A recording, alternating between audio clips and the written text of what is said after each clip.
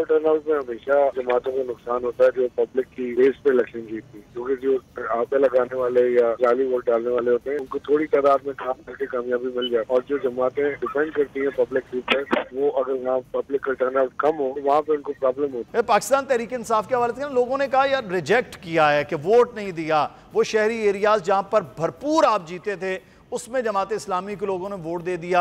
वो आपके खुर्रमशेर जमान साहब सदर कराची वो अपनी सीट तक हार गए, तो कह रहे आगे क्या है? खुर्रमशेर जमान नंबर 1 तो सदर कराची नहीं है। अच्छा, लेकिन अपना सियासी इंजीनियरिंग का तो जवाब हमारे पास नहीं होता।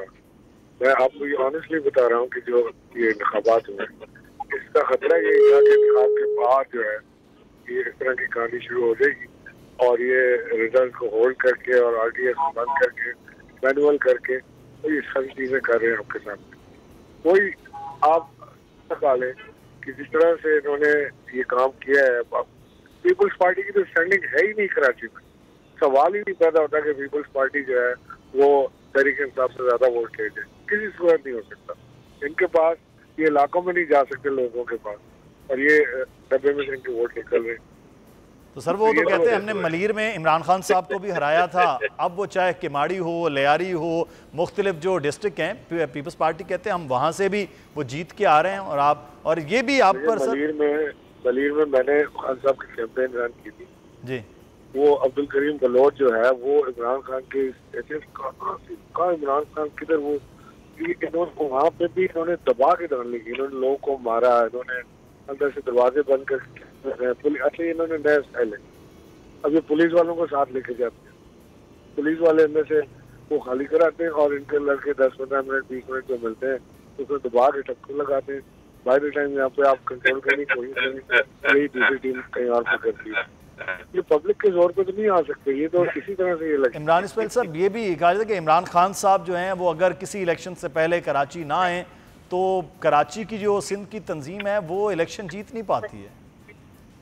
नहीं, लो टर्नआउट था, लो टर्नआउट में हमेशा जमातों को नुकसान होता है जो पब्लिक की बेस पे इलेक्शन जीतती है। अगर क्योंकि जो आप छप्पे लगाने वाले या जाली वोट डालने वाले होते हैं उनको थोड़ी तादाद में काम करके कामयाबी मिल जाती है, और जो जमातें डिपेंड करती हैं पब्लिक के ऊपर, वो अगर वहाँ पब्लिक का टर्नआउट कम हो तो वहाँ पे उनको प्रॉब्लम होती है।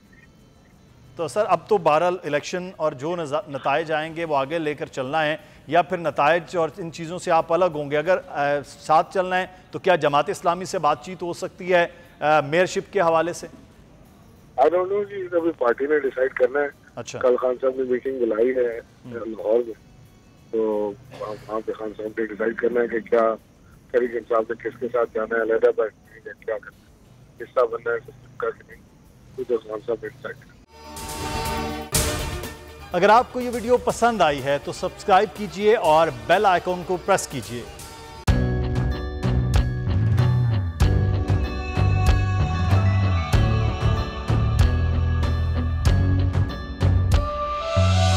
कहीं पर बिजली की टेंशन, कहीं पर पानी की टेंशन, ये दौर सब गुजरे हैं, अब आ गया इलेक्शन।